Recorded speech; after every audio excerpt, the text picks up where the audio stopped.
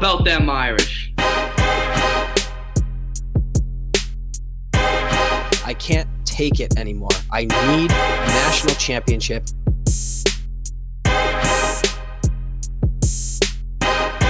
This is the Four Horsemen podcast.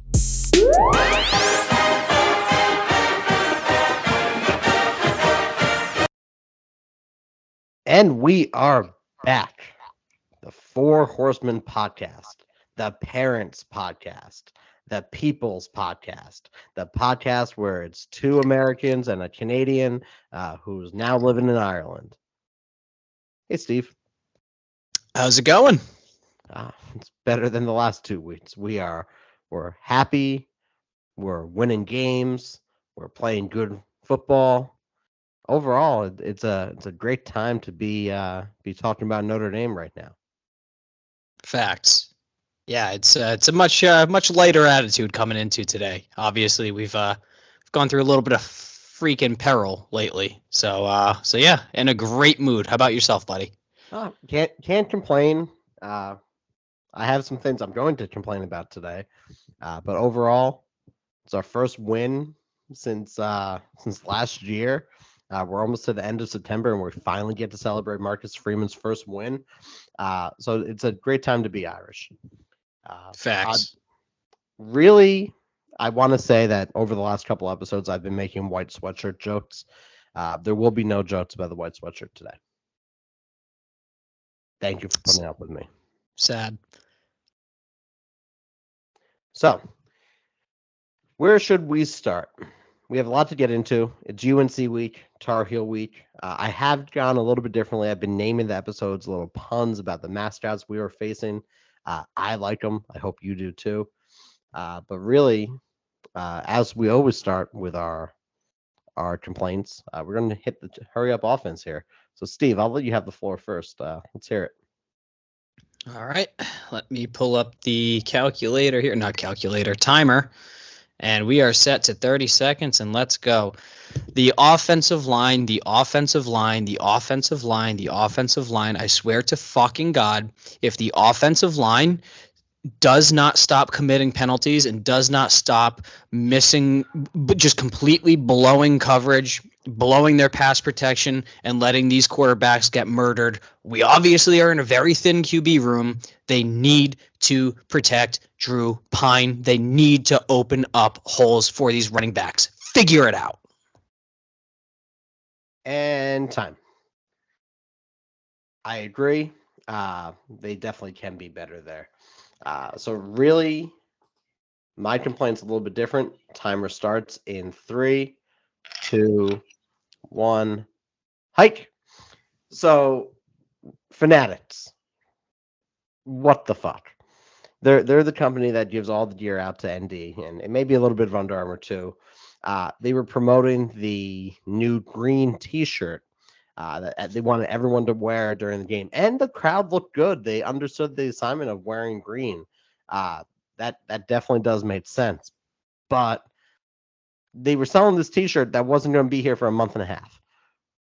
Fanatics just has to be better. I don't like them as a company. They sell all the same generic team branded stuff. If I could just buy from the bookstore, I would be a very happy camper. I just don't like Fanatics, and that's my complaint of the week. They don't understand pressing shipping. That's it. Boo Fanatics. All right, I have that as 51 seconds and 47 milliseconds, 51.47 seconds, which is what I ran the 400-meter dash in high school. So congratulations. Yeah, well, let's get into it. We won a game. We won a football game. Things are looking up. You know, you get that one out of the way. So 1 down, 10 to go, right? Or 9 to go rather. Obviously, you know, we're gonna get into the kind of the nitty gritty and the details. But 24-17, crazy finish. Crazy calls all throughout the day. The officiating, they made it about themselves, kind of ridiculous. Notre Dame should have closed this game out. A lot of going on, but hey, at the end of the day, We are now 1-2, but the most important number in that equation is the 1. So, P, what were your thoughts about the game, the win, not the game, the win against Cal? So I had a bunch of friends over for the game, and they're all either Notre Dame fans or Notre Dame fan adjacent because of me. The first impression from one of my friends who doesn't really watch football too often, he fell in love with John Sott. John Sott, 7 punts, 45.6 yards average, 3 inside the 20-yard line. Groupie with his 47-yard field goal. The special teams are just fucking special. And then when you go from there, Tyree got a bunch of touches. Estime got a bunch of touches. If he didn't fall, he had a receiving touchdown. Everything was going the Irish way, and then our defense woke up. And I think that's the biggest thing. We'll talk about the video in a little bit, but Isaiah Foskey and the Adamiola twins, 4 sacks, 12 tackles, 3 quarterback hurries. Jacob Lacey had 5 tackles. 3 of them were solo and 2 sacks. Like, hello. It's just a ridiculous stat line from all of the different players on the team. If you really look at just what we did what Marshall did to us. So it's very promising there. Can you do me one favor, please? Yes. Can you never mention Marshall ever fucking again? Well, when I win a bunch of money on them, no, I'm going to mention them all the time. Best team in the MAC. Or whatever they're in, Sunbelt. I don't know what they're in. I'm going to win money because they won a conference. Okay, fair enough. They did lose to Bowling Green, trap game, whatever. Not great for us, but any additional thoughts on the win, on the team, anything in general that you saw? Yeah, I mean, the targeting call at the end with J.D. Bertrand was dumb. Prince Collie should step up in the first half. I didn't love how the defensive ends played. They didn't stay at home or kept contained. Plummer made him look. Plummer looked like Mike Vick out there. It was just not great. And that Hail Mary pass at the end, I almost spontaneously combusted. If he caught that, I don't know what I would have done. Yeah, it would have just deflated everything. Yeah, I mean, one of those scrambles by Plummer, I think it might have been one of the 4th down ones late. Terrible missed holding call on Maris Liafau. The offensive lineman might as well have just tackled him. And the ref made as well just like counted all the bribe money that he got just to look the other way and not accept that. So, you know, take some of those Plummer runs with a grain of salt. Defensive ends, yeah, they got to wrap that up. They got to clean it up. You know, we probably could have had 3 or 4 more tackles for loss or sacks combined, but you know, that's just, you know, in the details and of how the team's just got to progress over the course of the season, and they'll get better, or if they don't, then I'll hang myself, but that's neither here nor there. What I wanted to do really quickly, I'll just quickly kind of rapid fire some of the thoughts that I had when I reviewed the tape and really took some notes on the game. And interject as you may, as whenever you have a thought or anything that you wanted to add. First things first, the second play of the game, that is the meat and potatoes of this offense. That they were out of shotgun. They had 2 running backs on the field. It was Estime and Tyree in shotgun. Mayer was in the slot. They ran Estime in motion, and then it was just like a quick little screen to Tyree, and they went 9 yards. So they went from 2nd and 10 to 3rd and 1. Right, became very manageable, and obviously, you know, they're as everyone saw with their eyeballs, Drew Pine is going to be way more accurate and way more effective with shorter passes, keeping it short. I still think they should test it, and I'll get to that. But you know, that's going to be this offense, and that's what they need to rely upon, and that's what they need to build upon. Is they need to use motion, they need to use misdirection, and they need to get their most talented players on the field, which is their 2 running backs and their tight end. And then we obviously know they're thin at wide receiver, but this is what you and I have been saying for weeks, for months, is that split wing, that Auburn style offense. Like, Whether or not they want to be in that situation or circumstance, that's the situation that you're in. And you don't really have the running quarterback for it, but you have a guy that's escapable enough to make it work. Anything to add? No, you're completely right there. There is some data that backs up what we're saying, which is nice. Really, what we're seeing just overall, North Carolina's weak link, and we'll get to this, is their defense. And all their games have been high-scoring shootouts. They don't put pressure on the quarterback, which I do think is going to allow for Pine to use his arm a little bit and get the ball down the field a little bit more. So I think that's what you're looking for overall, is someone to get the ball down the field. And if the offensive line gives us time, or Pine time, I'm not throwing the ball this week. That's going to be what we're looking for there. Well, I might be throwing the ball this week, so keep me in that equation. Next point here, the center. I'm losing my mind. It's not Lug that's the center, is it? Zeke Correll, and I will not be commenting on his play. Okay, he missed a wide open, very easy block on the first drive of the game that led to Drew Pine getting sacked and basically destroyed effectively. It was 3rd down and 6 from the Notre Dame 29-yard line, and he had one of the worst missed blocks I've ever seen in my entire life. Just completely missed the coverage. So,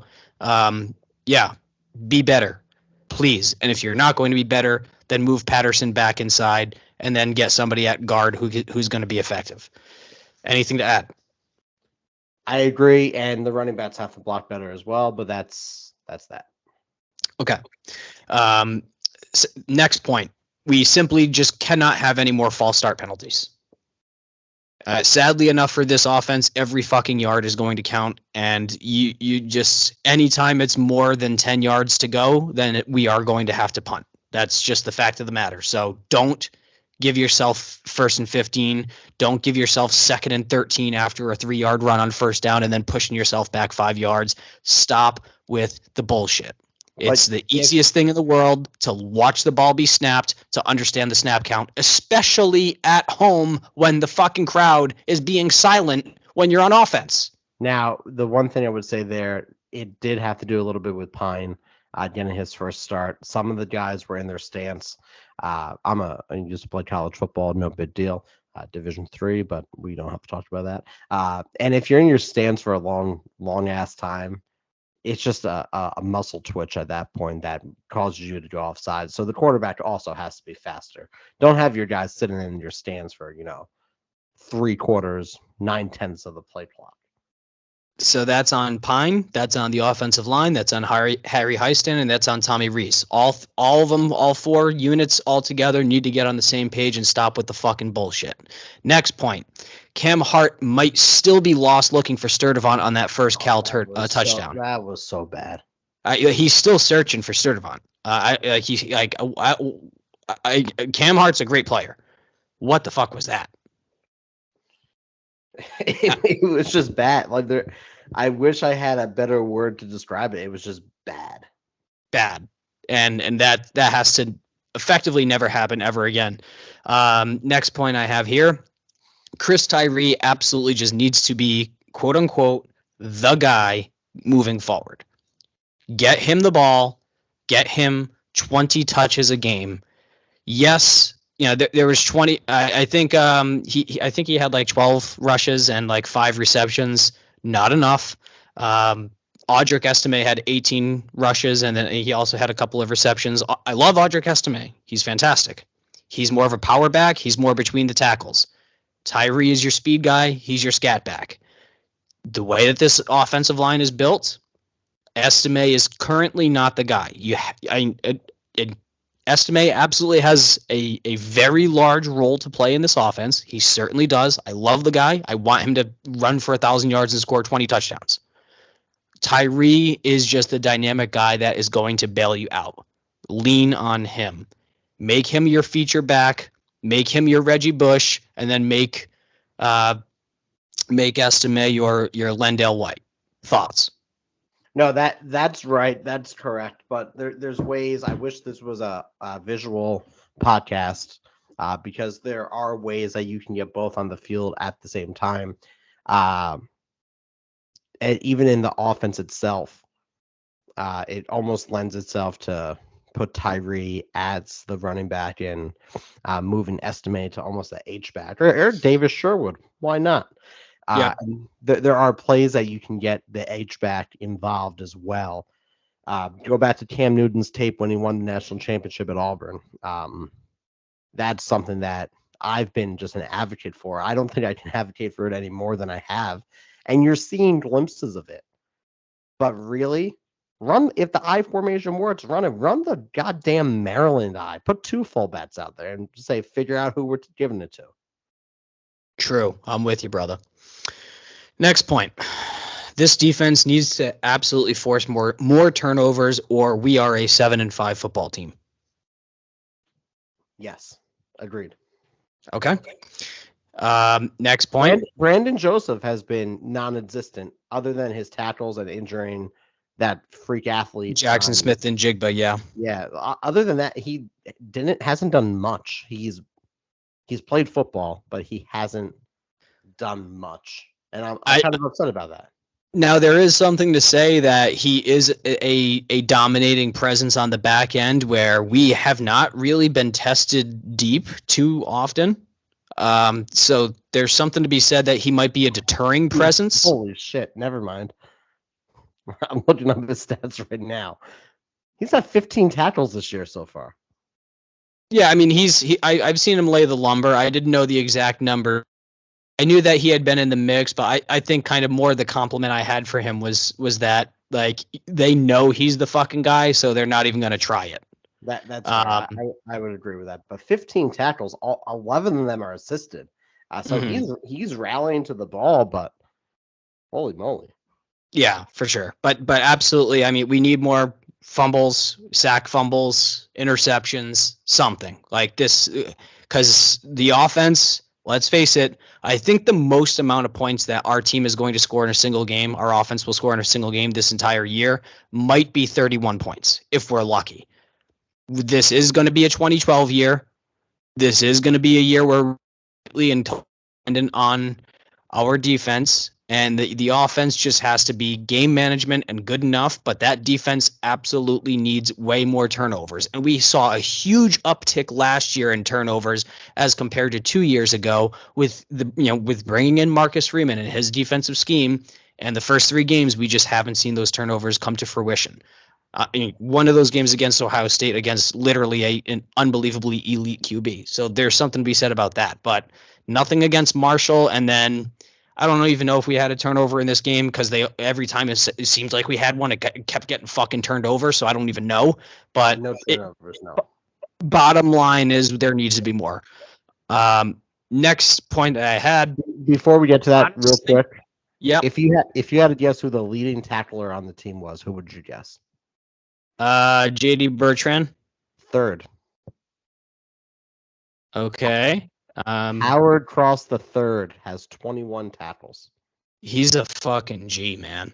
He has 21. DJ Brown 18. JD Bertrand and Jack Kaiser 17. He is a G. Yeah, I love Howard Cross III.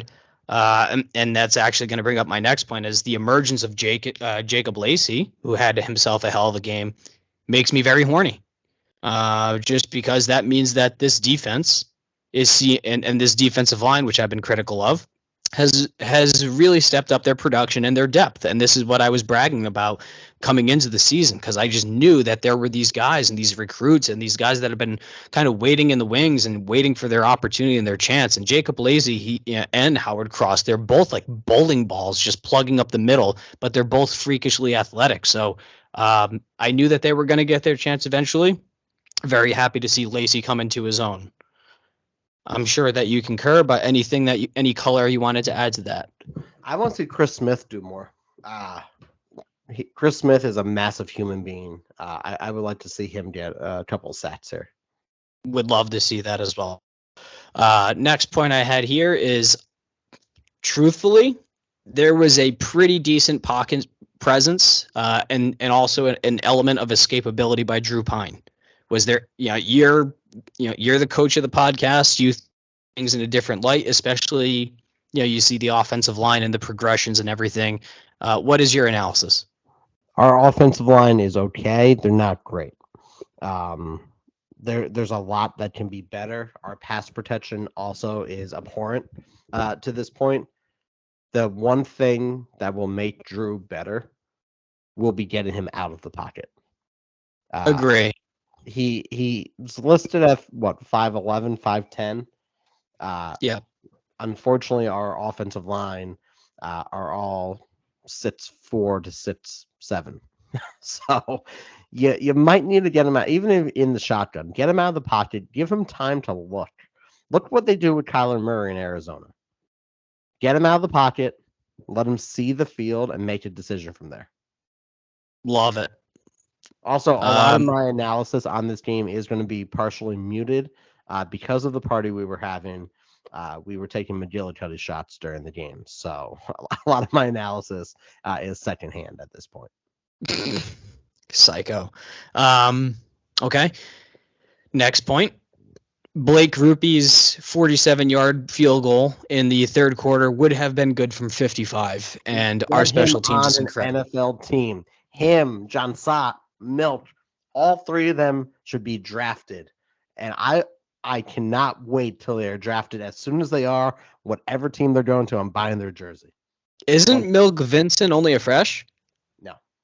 He's a fifth-year senior.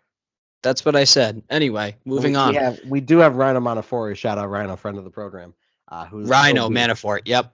Yeah. He's our next one up. Okay. Next man up. Love it. Next point I had here, absolutely, completely, and totally unacceptable to have 0 points in the final 10 minutes of play and up to chance of a fucking Hail Mary. Your thoughts? Yeah, no, you have to finish out games. You have to lean on your heavy back. You have to lean on your offensive line's confidence. You have to do more. If we looked at the game logs for the last 3 games, it hasn't been good. It was Marshall, a BS one that we didn't talk about the onside kick. That was a great onside kick last week. But really, you need to score at the end of games. That's what, or you need to just drive down the field, kick a field goal, get within 50 for Groupie, and you're good to go. It's exactly correct. Just going back to the last point, you have a guy that can kick at least a 52-yarder. Give him a goddamn chance. Just like sustain a drive, take 6 minutes off the clock, go up by 10 points with a field goal, put the dagger into their heart and kill them. Like I'm all set with just this complete drive sputtering bullshit. They need to finish football games. Agreed. Next point. I think that Drew Pine needs to take a minimum of 4 deep shots downfield every single game, a deep shot being defined as a 20-yard plus in the air throw. Your thoughts? No, especially with – I'm saying no, but I agree with you. Pine needs to air it out. The Tar Heels pass defense stinks. Teams that we're going to be playing moving forward, they stink. Syracuse pass defense stinks. Really, just let them throw deep.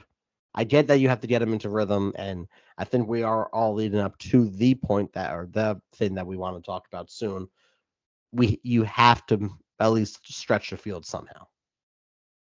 I wholeheartedly agree, especially when you have Tobias Merriweather. Okay, yeah, he did make some freshman mistakes. Get that. But first and foremost, yeah, he's fresh. Okay. But get him into the huddle and just say, Toby, on this play, you're running this. Tell him the fucking route. He's a freak athlete. He doesn't have to know the entire playbook. They don't run no huddle offense, or they do sometimes. But if you're not running no huddle offense, get Toby on the field and let him take the top off. And especially against this UNC team, which is absolutely Swiss cheese of a defense. You need to get the defensive backs out of the box. You need to open up the box so that way you can run. I don't care. Drew Pine can throw 4 deep balls a game and go 0 for 4 on those deep balls, and I wouldn't give a shit. the fact of the matter is you have to let the defense know at any point in time, if you're going to fuck around, you're also going to find out. We can blow the top off you, and we're going to take a chance, and we have the balls to do so. So by having a set of nuts and if you have balls, then you have to prove that we can do this, and you better back the fuck off. And when those guys do back off, that gives the offensive line an opportunity to get downfield push. And just imagine Audric Estime in the open field. He did have Audric Estime did actually have the ball in open field, and he had so much room when he was running downfield on that pass that he caught that he honestly didn't know what to do because he had no one to run into, so he tripped over himself. Now, just imagine if there's a defensive back that gets in his way. He's going to murder him. Like, he's going to absolutely murder a human being. So if you take those deep shots, get the guys out of the box, open up the running game, open up the play action pass, it's all interconnected. They absolutely need to back these defenders off so that way they can open up the prime spot of the field for the Notre Dame offense to cook. Any thoughts, sir? No, that is all correct there. Okay, perfect. So that would effectively round up all of my thoughts on the Cal game. I mean, Dylan is obviously the analytics guy. So he can go through all the raw stats and numbers, but he's not here. So I hope you're enjoying Ireland, buddy. But I mean, those are just watching the game, watching the replay, watching the all 22, analyzing where we're at versus where we want to be. That's everything that I was seeing. So I'm going to conclude all of my thoughts on the Cal game. I'm going to pass it over to you for your final thoughts, and then we can move on to the mailbag. Final thoughts. We're done with Cal. But we do have to talk about one thing before we move on to the mailbag. Tommy Rees was caught on camera saying, quote, "Do your fucking job. Everyone is fucking counting on you. He was wide open in the flat. I fucking saw it." Thoughts? Prior to that interaction between Tommy Rees yelling and screaming at him, Drew Pine was 3 for 8 for 38. That was 38% percentage. He had a grand total of 19 yards on those 3 completions, no touchdowns, and he was averaging 3.2 yards per attempt. And one of those was a dropped pass by number 4. What's that? That's not Logan Diggs, is it? No. Who is? You're gonna work through this. You're gonna figure this out, Steve. No, number 4 is Diggs. Oh, you're correct. Yes. Yeah. Fuck you. No, Lorenzo Styles. There we go. We worked through it. Okay, I had it eventually. It's in my brain somewhere. Logan Diggs is number 3. Concussed brain. But yeah, so I mean, yeah, okay. One of them was a really bad drop that would have led to a pretty decent yardage, but nonetheless, Drew Pine was playing like shit. After Tommy had told him to figure it the fuck out, Drew Pine was 14 for 15, which is 93% completion percentage, 117 yards, 2 touchdowns, 7.8 yards per attempt. He balled out. So did Drew Pine have like the greatest game of all time? Obviously fucking not. Like we all have eyeballs and we can see the box score and we all saw the game. But it's a matter of turning a completely dysfunctional, not very confident quarterback and offense whatsoever into something that could start cooking and that could put up the 24 points that we needed to win this game. So am I upset that Tommy Rees told somebody to figure it the fuck out? No. 0%. -2 trillion %.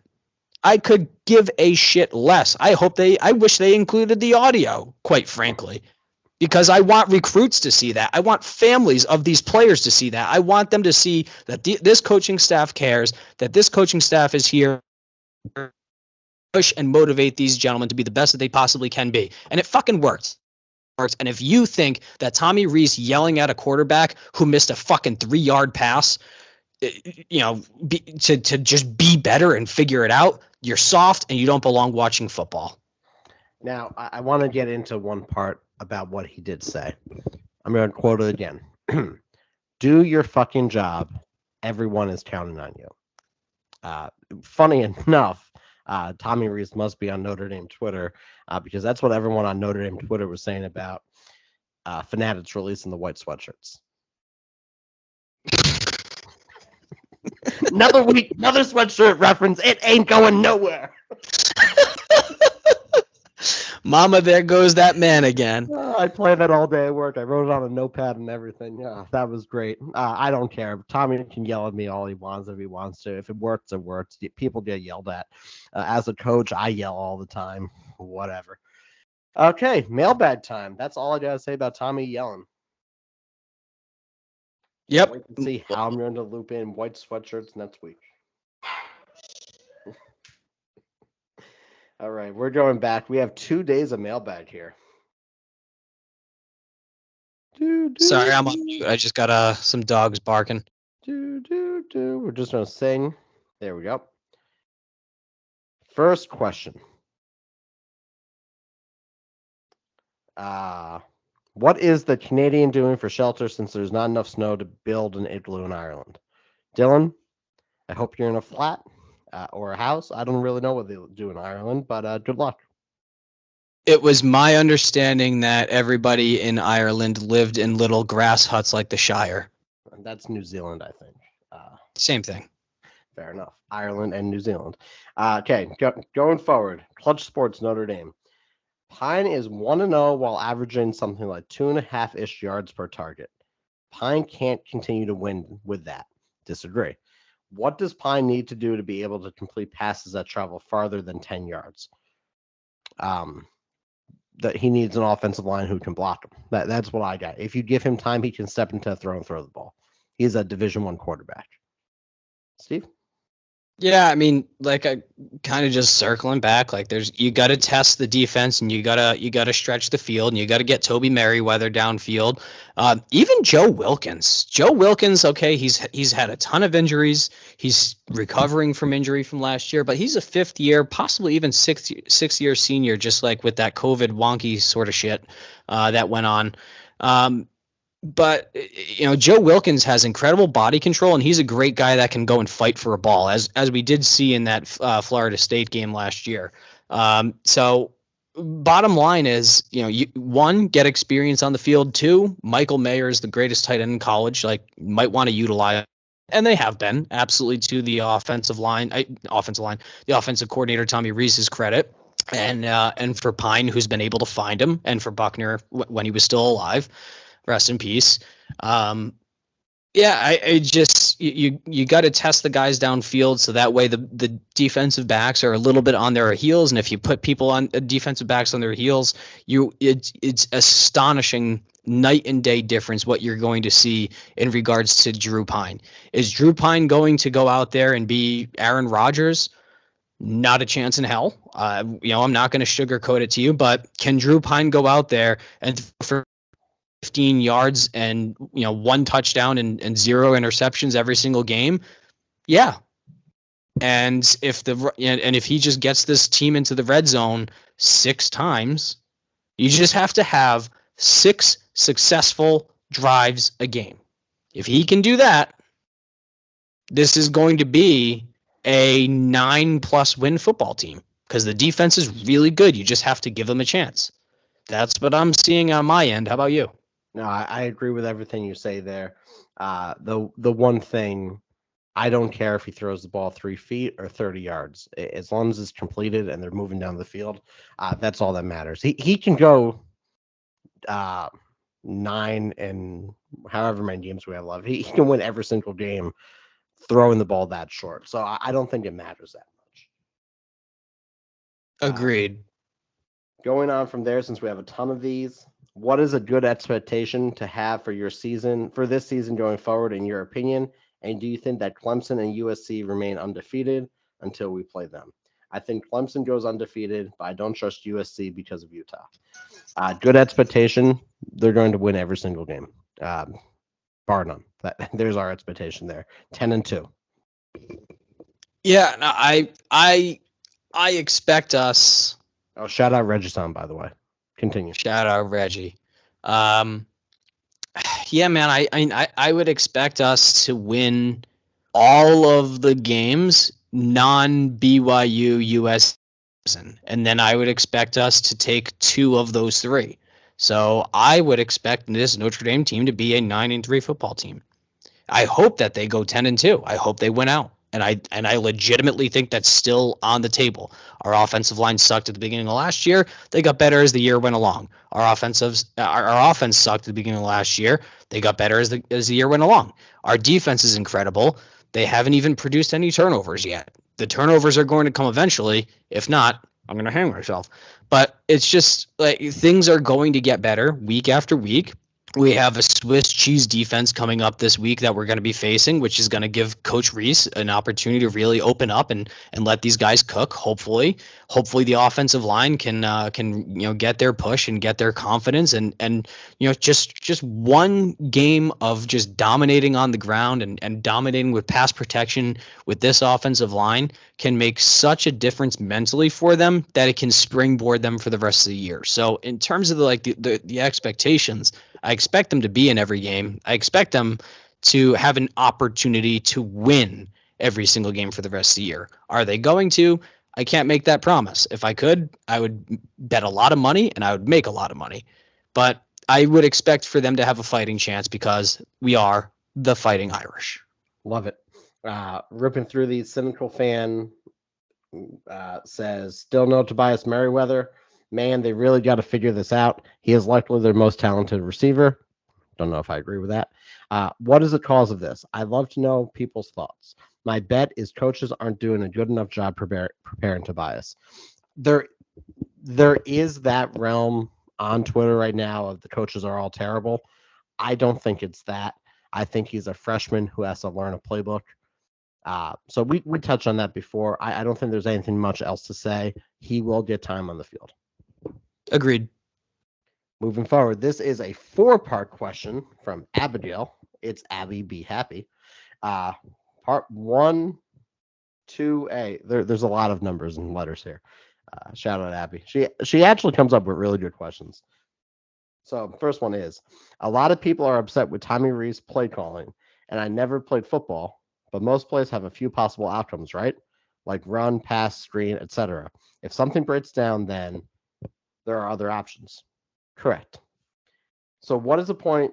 So at what point is it the QB's fault for not picking the best option of a play, not being able to run the scheme, and not or less of Tommy Rees's fault? Or is that why nobody is putting their full faith in Pine?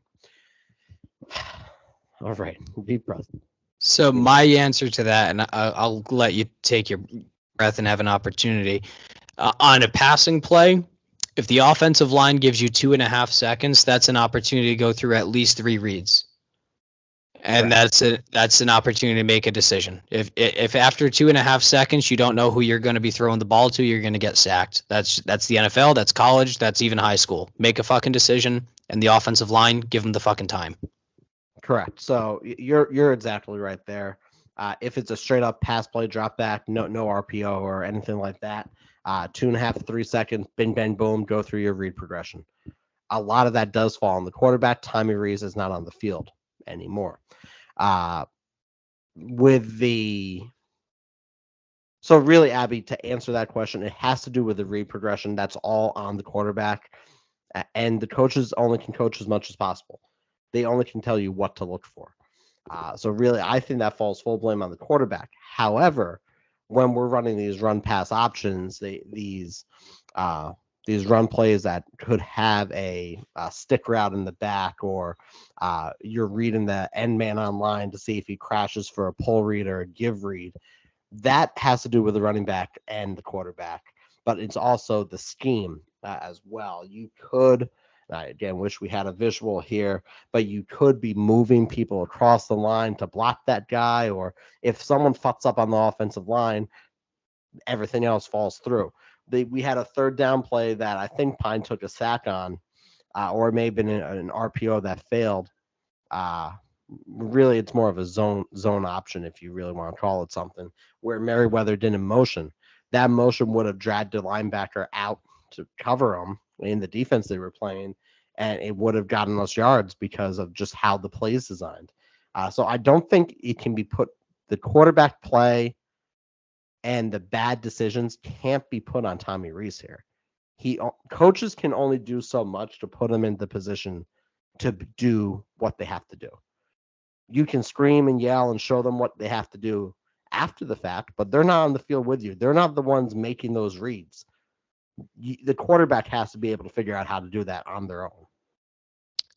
Now, I agree with that, but also the coach, it's incumbent on the coach to understand the team that you have, as in the offensive line, and then you have to scheme around them. Yeah, you quite simply can't call the same offense year over year over year over year unless you're going to have the same consistent standard of play. We obviously are down currently as an offensive line unit over the last 2 years as compared to where we have been over the last 10 years. So you have to make those adjustments in real time. You have to roll those pockets. You have a 5'10" quarterback with 6'5" and above offensive linemen. You know, you're thin at wide receiver. You have to make adjustments on the fly as a coach. So it's all interconnected. I disagree with that point a little bit, because if you're a Division I quarterback at the University of Notre Dame, you should be able to run whatever offense they throw at you outside of the triple option. Like you should be a competent enough athlete to figure out how to do that. Like that's kind of where I fall. You should be able to say, hey, coach, we're going to run the spread offense. Boom, perfect. I'll throw a 50-yard go route if I have to. Or, oh, coach, we're going to run the Maryland I. Perfect. I'll hand the ball off to the fullback. They be a better athlete, quarterback, whoever the quarterback is. Just interchange this every year. Be a better athlete, insert quarterback name here, and figure out what your coach wants you to do.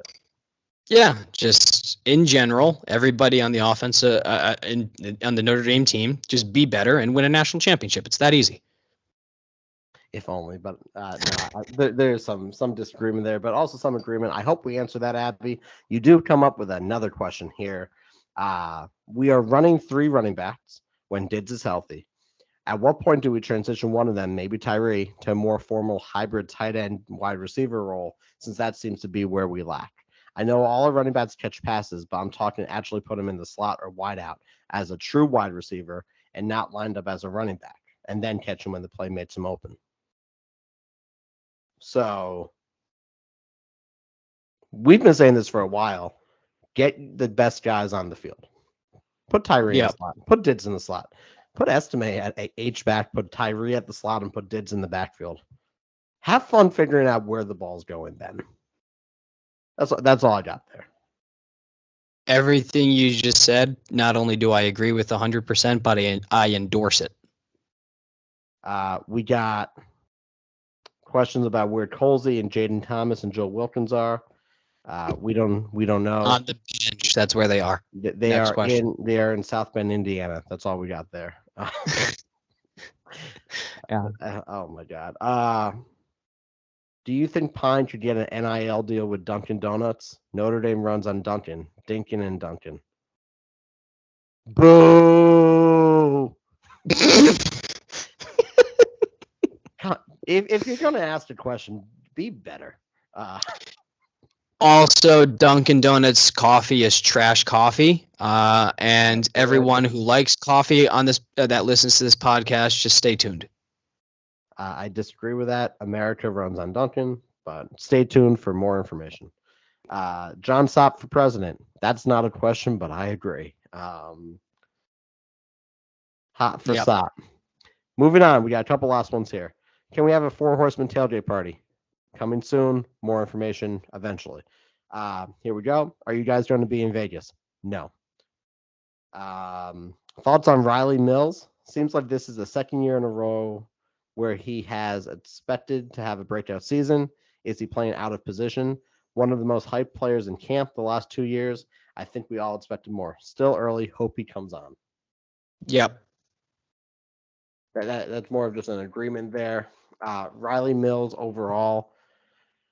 This year, I mean, he's a junior. He finished with 3 tackles versus Ohio State. Finished with 3 tackles and 1.5 tackles for loss. Versus Marshall. I don't think he did anything against Cal. So the defensive line is an enigma. Each week is going to be a different guy stepping up, I think. And our final question. No, it was just a shout out from Buck Metrics. So shout out Buck Metrics, Lean Toss Up Sports, and all that. So those are all the questions that we have for this week. I hope we were able to answer them. And overall, I think we're in a good spot moving into UNC. Steve, do you have anything else you would like to say to our lovely listeners before we talk about the mighty Carolina Tar Heels? I don't know about the word mighty there, but no, not at all. I mean, we yet again just going to shout out all the people that do engage, that tweet at us, that retweet us, that we even get a bunch of DMs of, and so tons of interaction with everyone on Twitter, which we absolutely love. Please continue that. Go to the Instagram. Maybe I'll put, like I said, I'm holding the Instagram hostage. That's what I'm going to do going forward. Until you guys start actually following the Horsemen Pod on Instagram at Horsemen Pod, I'm just not going to post as much because I'm not going to post if there's not going to be any likes, and there's not going to be likes if I don't want to get any follows. So for the love of God, just take 13 seconds out of your day and follow the Instagram. Thank you.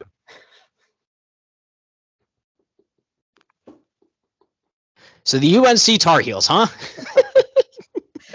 Oh, Dylan, come back. All right. Let me compose myself. One moment. The UNC Tar Heels, coached by head coach Mac Brown, 14th year as a coach.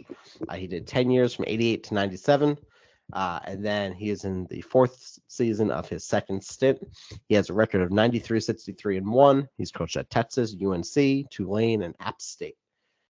They are 1-20 against Notre Dame. Their colors are Carolina blue and white. Their enrollment is 31,539. They've been around since 1789. They've never won a national championship.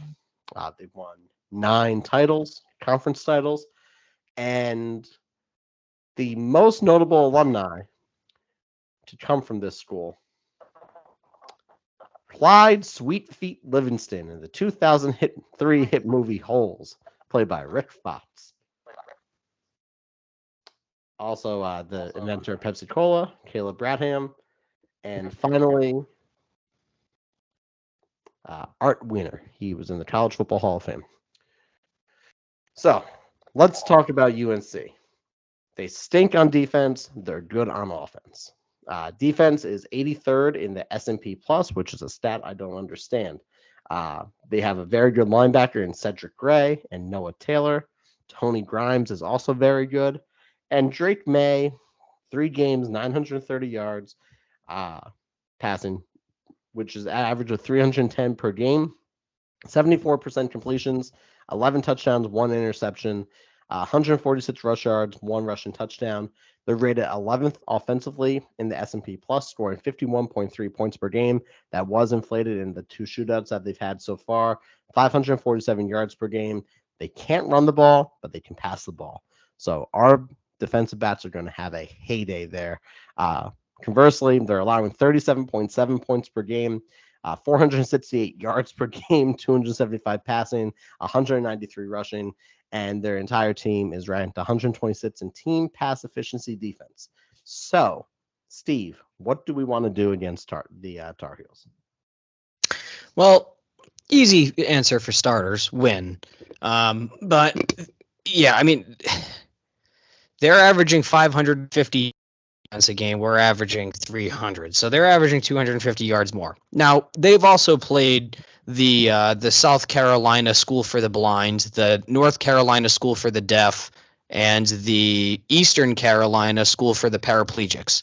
So the fact that they've put up 550 points per yards per game, and they're averaging 51 points per game, that's really cool, and that's really neat for them. I'm happy for them that they got their wins in against the Division 17 schools that they've played so far. But now they're actually going to be playing, and may I say, pretty damn good defense. So, the first thought I have on the matter of over under 55.5 points, I would probably hammer that under if I were a gambling man, which I am, just not a very good one. But we're not going to talk about that. Yeah, so they really haven't played anyone. They survived by the skin of their ass against App State. They beat Georgia State on the road, which, by the way, why are they going on the road to Georgia State? That just feels like Georgia State is a sneaky good 0-2 team. Yeah, I wanted to put that out there. Sneaky good 0-2 Division 14 team. I agree. They FBS football. Oh yeah, no, absolutely. I agree with you, dude. Anyway, South Carolina, North Carolina, and Charlotte, and they've lost by 21, 7, and 1. They're one of the best 0-3 teams in the country, which is wild to say. I'm on the record. I'm going to be a Georgia State Panther fan just to spite you. Okay, well, you spite away, amigo. But yeah, so obviously this UNC team has not played anything like the caliber of Notre Dame, but our defense is honestly it's the make or break. I think our offense is good for 24 to 31 points in this game. I would love to say that our offense would be good for 35 to 42. I just simply don't have that confidence in them. So, I think we're scoring between 24 to 31. It's going to be a task to hold this team under 21 points, but I think it's possible. I do. One, they haven't played anyone, and two, they're going up against inferior defenses and really racking up all these yards and touchdowns and points and all that stuff. They haven't a secondary like we have. They haven't faced a defensive line like we have. JD Bertrand being out in the first half is going to suck, but get Jalen Sneed on the field. Get 5-star linebacker. Get Prince Collie, who's is Prince Collie a true junior? I forget, or a sophomore. I'll know that. He's a true sophomore. But Prince Collie, he's a true sophomore. It's his second year on campus. And he was he wasn't a consensus 5-star, but he was rated a 5-star by one of the services. So he was a high 4-star. He's a damn talented kid. Let Prince Collie ball out. And yeah, we really need to establish the rush against this team. They have been letting up 193 yards per game on the ground. And if we're going to control this game, and if we're going to control this clock, and if we're going to, it has to be a similar game as what you did with Ohio State. You need to run the ball.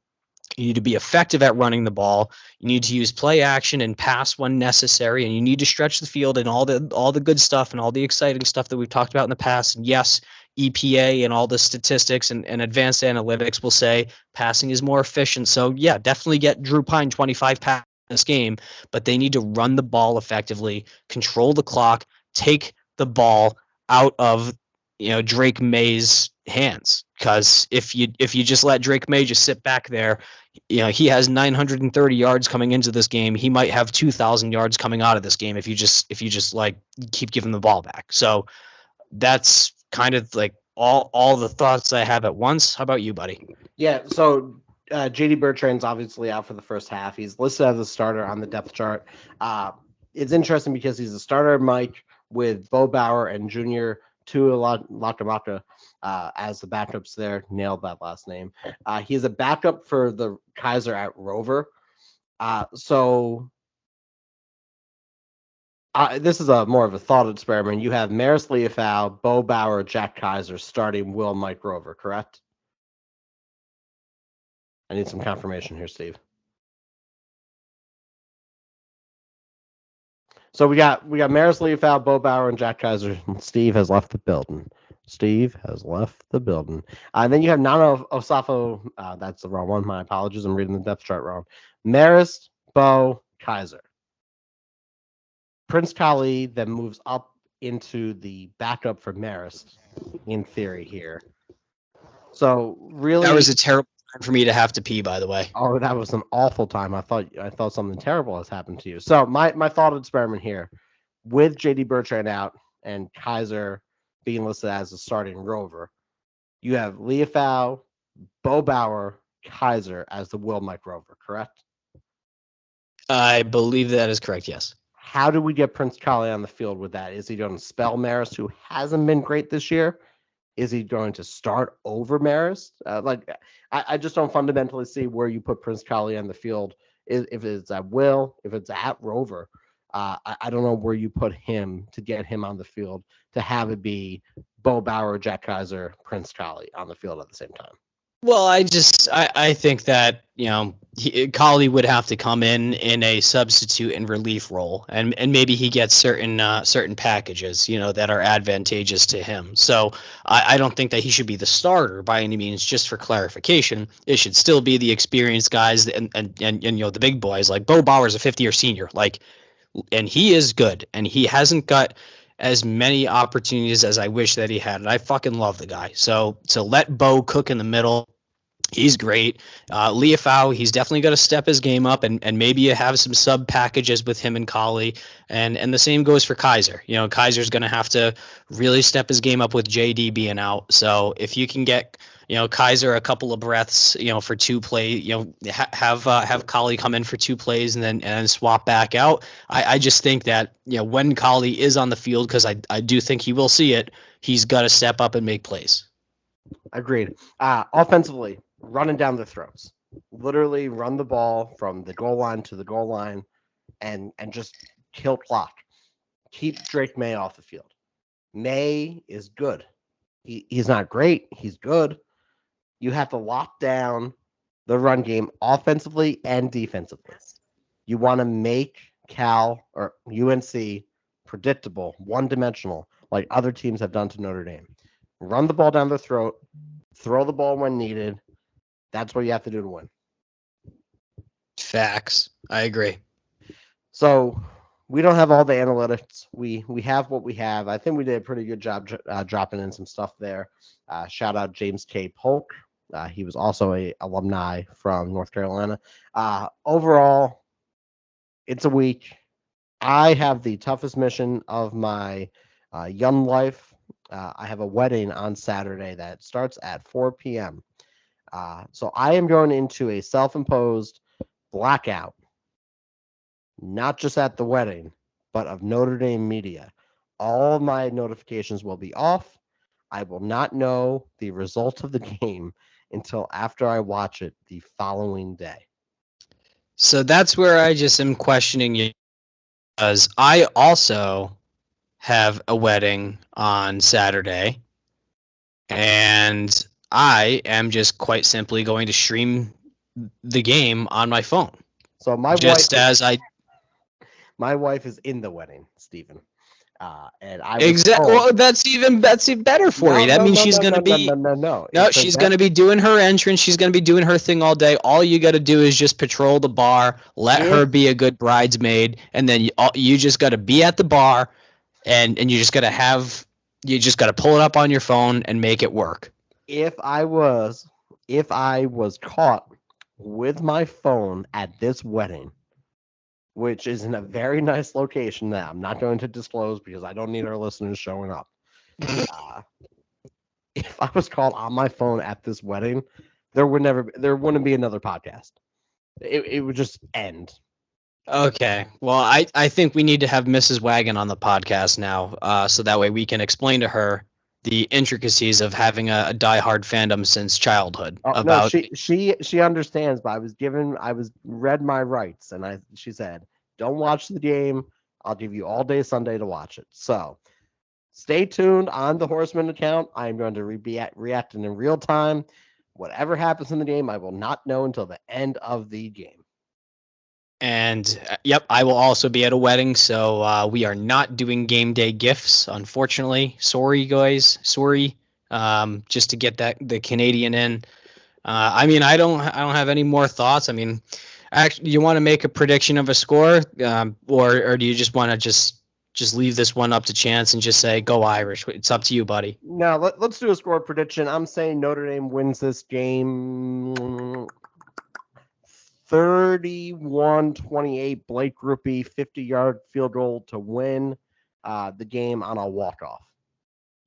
I like it. I'm going 31-21 to Irish. I just think the defense is a little too good, and I think we're overdue for some turnovers. So please, for the love of God, I'm on my hands and knees begging you to make everything I just said accurate and happen and come true.